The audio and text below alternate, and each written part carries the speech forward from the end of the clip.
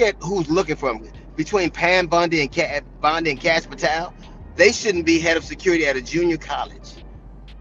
But these are what we have as the head of law enforcement in this country, and it wasn't that because of their acumen. It was because of their loyalty, their fealty. And now, when you need professionalism, you need people with expertise. You don't have it. Their 21-year-old was found dead hanging from a tree at Delta State University. Campus police say the body of 21-year-old Trey Reed, a black student, was discovered by staff members on Monday morning. Authorities quickly ruling out foul play, and during a press conference, my cousin was found hanging from a tree, and they trying to rule it as a suicide. Bruise. Both his arms were broken, and he had a broken leg. D.L. Hughley just dropped some truth about the alleged cover-ups of the alleged lynchings in Mississippi. Trey Reed, a 21-year-old black student, was found hanging from a tree on campus last Monday, and authorities quickly ruled out foul play. But D.L. Hughley, civil rights advocates, and Trey's family are not buying it. There are some major inconsistencies in the official report, and the family revealed they were first told that Trey's body was found in his dorm room, and they only later found out that he was actually hanging from a tree on campus. Insiders also leaked that Trey had multiple fractures, including broken arms. But the coroner is now claiming there's no evidence of any broken bones. But there is something extremely disturbing about the way the mainstream media is ignoring this case. While everyone is busy mourning Charlie Kirk, Trey Reed's story is almost invisible. Well, D.L. Hughley is now calling out the alleged cover-up, and he's reminding everyone not to ignore the fact that this happened in Mississippi, a state that consistently had one of the highest rates of documented lynchings of black people in the U.S. Emmett Till, 14, was kidnapped and killed allegedly for wolf whistling at the wife of accused Roy Bryant. Never has this quiet little cotton-growing community of Mississippi seen so much publicity and so much excitement as in the past few days. Bryant and his half-brother, J.W. Milam, were acquitted by this jury.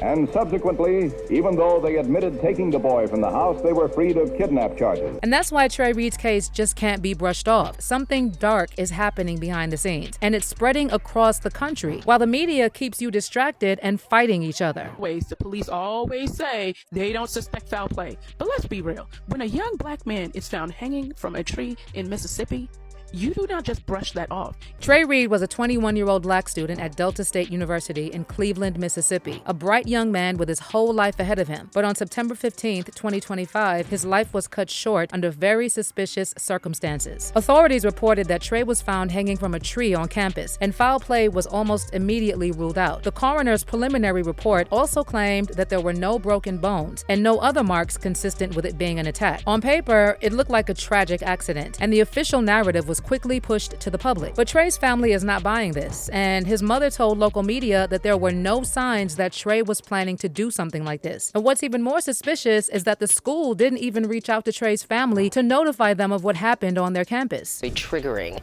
The 21-year-old was found hanging from a tree on campus Monday morning.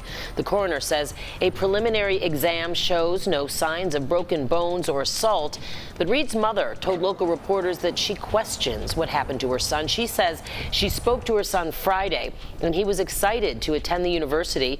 The family says the school has not reached out to them, and they're getting information secondhand from the media.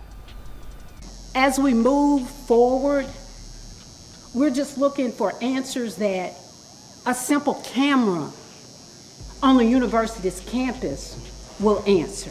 We are so concerned about what's going on. We're getting mixed information.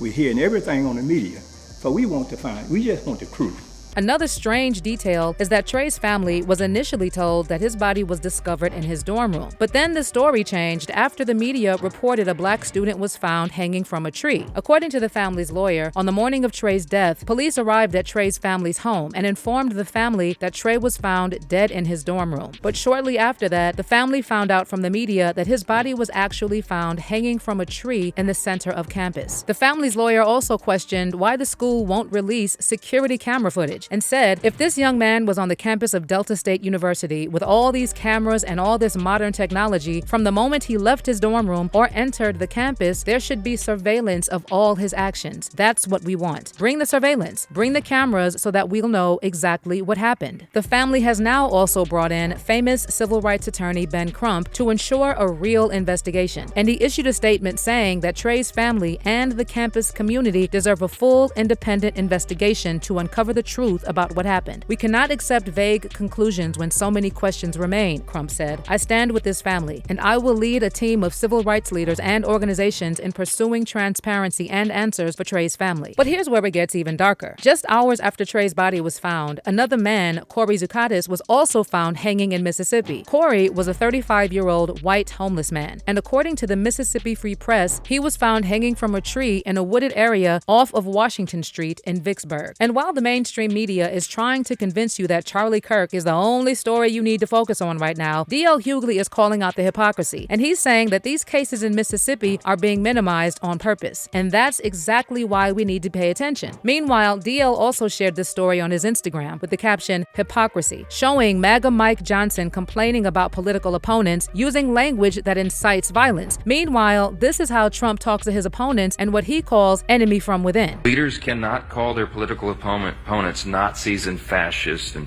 enemies of the state because they disagree with their policy priorities. I mean, this is something we should have learned in grade school. We have the enemy outside, which would be the very standard countries, and we have the enemy from within. We have some very sick people from within. It is the enemy from within, and they're very dangerous. They're Marxists and communists and fascists. But, you know, we do have an enemy from within. We have some very bad people, and those people are also very dangerous. They would like to take down our country. They'd like to have our country be a nice communist country or a fascist in any way they can. And we have to be careful of that. It's the enemy from within, all the scum that we have to deal with that hate our country. That's a bigger enemy than China and Russia. But the enemy from within is a very sick group of people. This type of language spurs on depraved people, deranged people who take that as a cue. And this is why Trey Reed and Corey Zukatis' deaths aren't just personal tragedies. They are warnings and a mirror of a much larger problem. And the most frustrating part is that Trey Reed's death should have sparked national outrage. We're talking about a young black student found hanging on a college campus in Mississippi. You'd think every major network and news outlet would be on this, but that's not what's happened. Now compare this to the response when the country heard about the Charlie Kirk assassination. Instant coverage, every single politician from both left and right rushing to express their condolences, flags flown at half-mast, Charlie's body lying in state, people getting fired from their jobs for just saying they don't care about Charlie. But 2 men die in what looks like a targeted lynching in the Deep South, and none of the major news outlets even touch the story. But social media is catching on, and people are questioning why Trey Reed's story isn't getting the attention it deserves. A black kid was found hanging from a tree in Mississippi, and something really doesn't add up about this entire story. Almost immediately, family and friends started saying something very different, that Trey's arms and a leg were broken.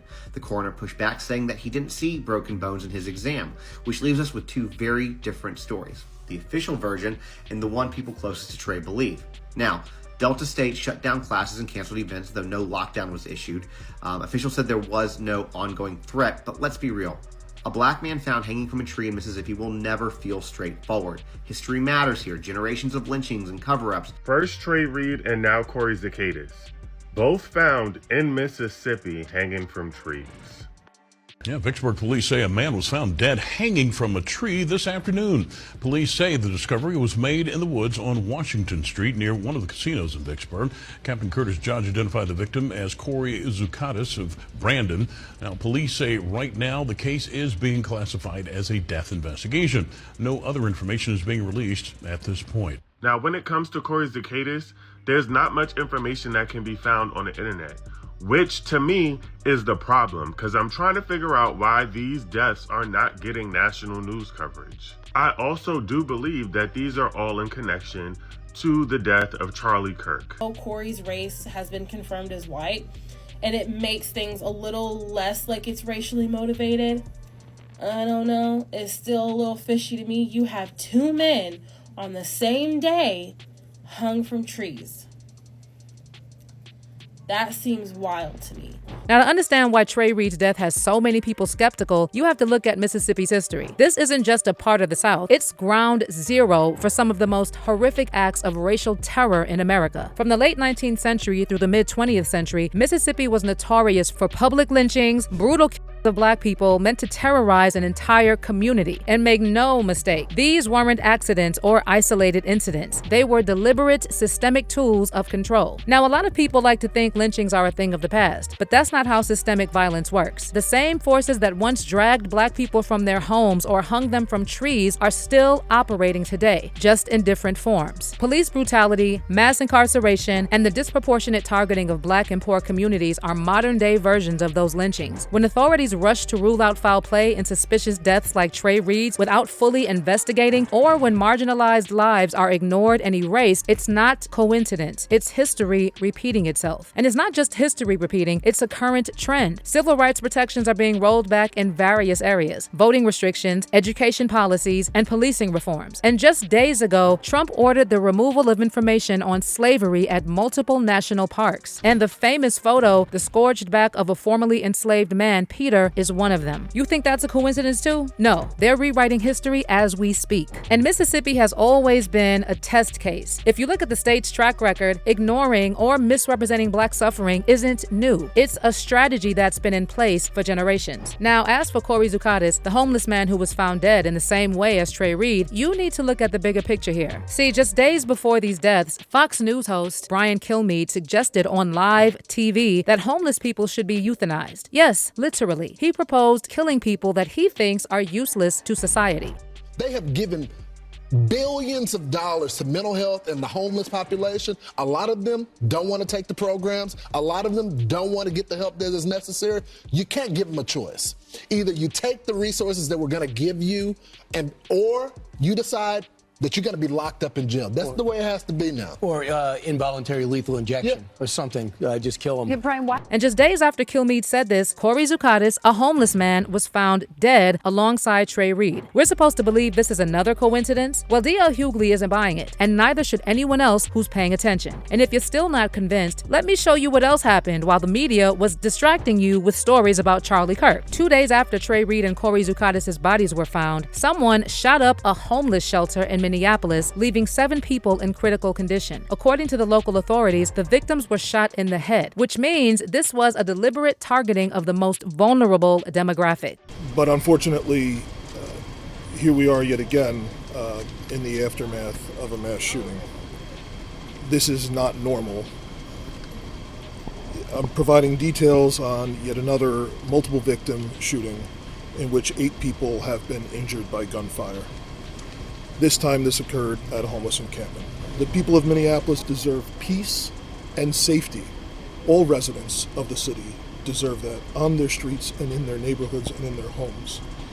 And I know it's been a lot of violence lately, and we just want our community to know that we are not going to give up, and that we will continue to fight so that every person in this city can be safe. So if you don't see this as part of a larger pattern, you're not paying attention. There's a war going on against anyone who doesn't fit the narrow, white, rich, conservative ideal. Black youth, poor people, the homeless, anyone outside of that privileged circle, they're more vulnerable than ever. And they're all treated as disposable when their deaths don't deserve a narrative. And every time we look the other way and swallow the official story, we're just letting the system keep playing us. Well, now let me hear your thoughts on this. Do you think there's something suspicious about the deaths of Trey Reed and Corey Zucadis? And do you agree with D.L. Hughley about the hypocrisy of the mainstream media when it comes to stories like these? Leave your comments down below, and I'll catch you in this next video.